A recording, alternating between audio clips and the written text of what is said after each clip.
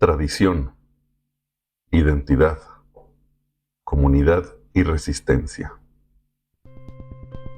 Desde sus orígenes históricos, los barrios tradicionales han sido marginados de la dinámica cultural y económica de las ciudades que los acogen, siempre asociándolos a prácticas delincuenciales, insalubridad e informalidad.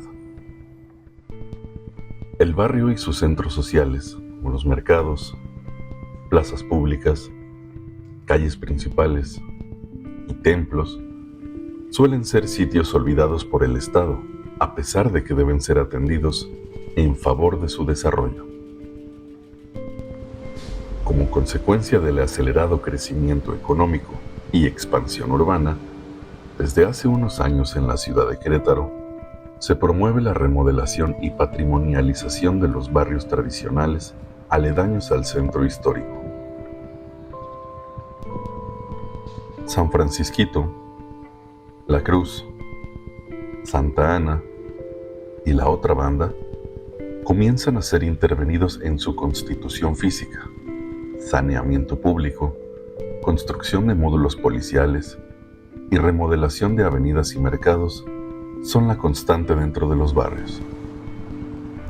En su momento, estas medidas gubernamentales parecían oportunas, pues parecía que estaban por fomentar el bienestar de los habitantes. Sin embargo, el obrar del Estado pronto se cuestionó, ya que dejaba a los barrios expuestos al arribo de intereses empresariales, el desplazamiento de viviendas y la regulación formal de los negocios. Y con todo ello, la pérdida de todos aquellos elementos culturales e identitarios que se han conservado desde el arribo de los europeos a tierras americanas. Para tratar de acercarnos a los retos presentes de estos barrios y comunidades que por estos motivos han tenido que permanecer en resistencia, es necesario adentrarnos en la historia de su conformación y la importancia que ha tenido dentro de la identidad local. En particular, nos aproximamos a la realidad de El Tepetate y su icónico mercado que se ubica dentro de la unidad cultural conocida como el barrio de La Otra Banda. La conquista material y espiritual de los territorios americanos dio pie a una serie de macroprocesos históricos complejos que pueden ser entendidos a través del estudio de los pueblos y villas hispanos. Uno de estos espacios fue el caso queretano, que para 1531 ya se había constituido como una unidad poblacional compuesta por diversos integrantes: españoles, indígenas, indios nómadas y negros traídos como esclavos. Queréndaro, como en un principio se llamó al asentamiento, gozaba de una amplia riqueza material, derivada del comercio novohispano y de la explotación metalúrgica proveniente del camino real de tierra adentro, por el que se transitaban minerales y materias primas desde el norte del virreinato hasta la costa de Veracruz. El auge minero permitió que en 1601 la ciudad creciera al interior del Valle de Santiago. Así, la población, en su mayoría compuesta por hispanos, quedó organizada dentro de los límites naturales del río Santiago. En cambio, los habitantes de origen indígena y africanos fueron relegados de las periferias territoriales de la Villa Española. En pocos años, surgieron diversos barrios de indios, en los que se aglomeraron grandes concentraciones de habitantes de origen no europeo. Una de esas unidades urbanas, ubicadas al norte de la ciudad, fue conocida como los barrios de La Otra Banda. La conformación de estos barrios representó una de las más claras formas de distinción racial del sistema virreinal, al dar una solución parcial a las diversas problemáticas que se presentaban al interior del cabildo hispano, ya que en muchas ocasiones el despojo de tierras por parte de los europeos provocó verdaderas batallas campales con indígenas y mulatos. Al pasar el tiempo, la otra banda fue expandiendo sus fronteras y diversificando su composición. Al organizarse barrios menores como el de San Sebastián, la Trinidad, el Cerrito y el Tepetate. En este último, se establecieron desde un principio comerciantes indígenas de origen otomí que poco a poco fueron conformando un pequeño mercado informal a orillas del río. El Tepetate y su mercado fue, y aún es, el centro social económico de la otra banda, pues es ahí donde todos los días compradores y vendedores se vinculan preservando las tradiciones del lugar. El mercado de El Tepe, como se le conoce comúnmente, es la suma de 3 espacios: el edificio del mercado, un tianguis que, partiendo del exterior del edificio, se extiende por varias cuadras. Los mercados representan la esencia natural de una ciudad. En él podemos observar todos los elementos identitarios que se manifiestan mediante las relaciones comerciales. Estos representan un importante elemento de la cultura local, al ofrecer a los extranjeros una visión desnuda y sin filtros de lo que en verdad desea comunicar una sociedad. Está muy chido venir a vender aquí, trabajar, porque de aquí sostengo a mi familia. Pues con mucha armonía, está padre porque tienes de tener una doble familia, mucha banda te hace el paro, en todo aspecto. Es una fuente de trabajo, algo que no encontramos en otra zona o en las oportunidades que brinda el gobierno o la iniciativa privada. También tenemos iniciativa particular nosotros. Bueno, pues es una oportunidad de conseguir de trabajo para las personas y para los compradores, una oportunidad de conseguir cosas más económicas a diferencia de los centros comerciales. Cuando vengo a trabajar, pues se siente bien, tranquila.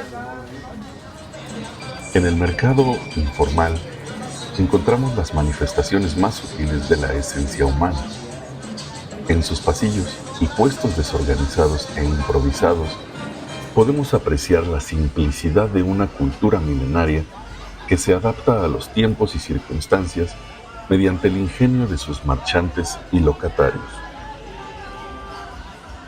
Hoy en día, aquel tianguis en el que por encima de los beneficios comerciales estaba la socialización y el sentido de pertenencia de la comunidad, sigue vigente.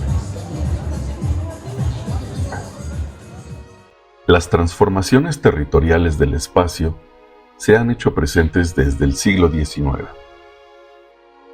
Para inicios de 1900 existían 3 mercados en Querétaro: el Escobedo, el de la Cruz y el del Carmen.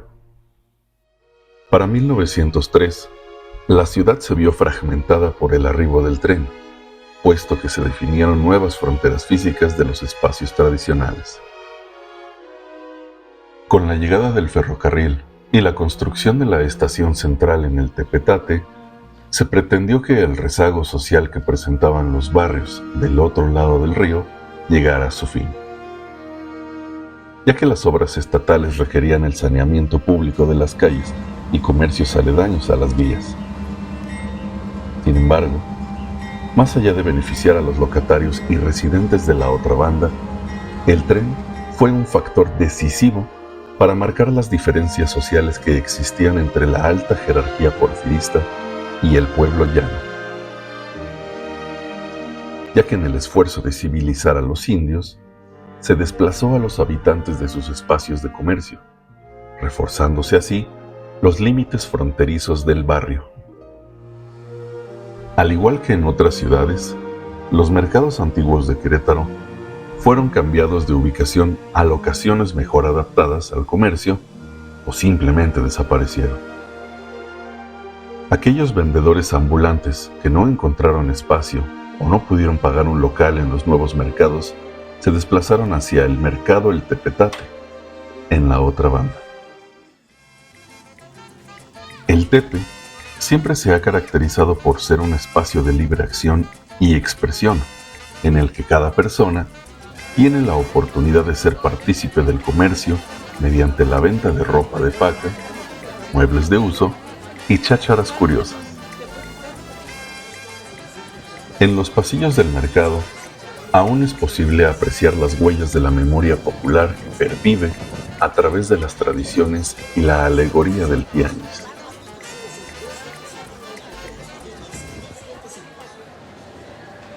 La otra banda y sus espacios tradicionales se conservan como epicentros de la identidad e historia local.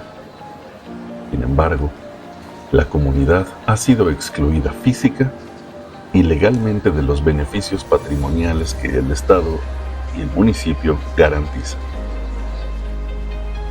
El barrio continúa expuesto a la destrucción material e inmaterial de la acelerada modernización de la urbe. La apertura de industrias, proyectos residenciales, obras de movilidad y pérdida de celebraciones populares son problemáticas que amenazan la identidad cultural del lugar. En medio de los constantes cambios y retos presentes que amenazan al barrio, los residentes y usuarios del mercado, que aún confían plenamente en los lazos personales que los unen como ejes de resistencia. Hermandad, y aquí se apoya mucho la gente entre todos, y hay mucha gente que viene de otros lugares nada más para conocer el venir de Tepe. Aquí en el Tepe hay buena gente, todos los tianguistas, todos somos buena gente. Fuera de su temporada, todos que ya vivían, todos somos buena gente aquí. Nada hay pleito ni nada, no hay protesto ni nada, pero aquí estamos bien. Pero la gente es tranquila aquí, del barrio, tranquila, muy amable. Así, en su lucha por preservar usos y costumbres, la comunidad diseña nuevas estrategias como su firme decisión de evitar la instalación de supermercados y cadenas comerciales cerca de la zona por donde se extiende el tianguis. No, porque si ponen eso, que se acaba la chamba para uno, ya la gente no va a venir. Pues es que aquí literalmente puedes encontrar todo lo que hay ahí y a mejor precio. El Tepe está caracterizado porque aquí puedes hacer rendir más tu economía. Yo creo que no hay espacio para ellos. Aquí está muy limitado el espacio. El comercio informal y la organización vecinal se presentan como una forma de resistencia que se niega a perder la esencia de los mercados prehispánicos al aire libre. El mercado ha ido cambiando y transformándose con las demandas de los consumidores y las condiciones materiales del momento, pero sigue conservando su esencia identitaria al ofrecer a los marchantes una interacción personal con los vendedores y la producción familiar. El tepetate es un elemento de enlace necesario para acercarse a la cultura del territorio y la vida social en el uso de los espacios. El mercado y el conjunto de barrios que le rodean se ha convertido en un ícono de la ciudad al ser el centro social, cultural y económico vital de sus usuarios y habitantes.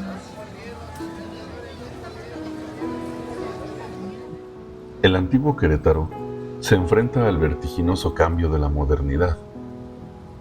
La globalización y la sobrecapitalización de la vida se contraponen contra las formas de vida tradicionales que se resisten a morir. Hoy existen pocas comunidades capaces de lidiar con esta batalla simbólica por preservar la esencia de una identidad queretana. Como sociedad, nos corresponde tomar acciones inmediatas para preservar el patrimonio cultural de los barrios tradicionales y sus espacios de memoria. Pero, ¿cuándo va a terminar esto? Sabrá Dios, hasta que Dios diga. Pues ya tiene más de 50 años. No sé, puede ser otros 50. Hasta que nos mueran. Sí, la neta, esto no se...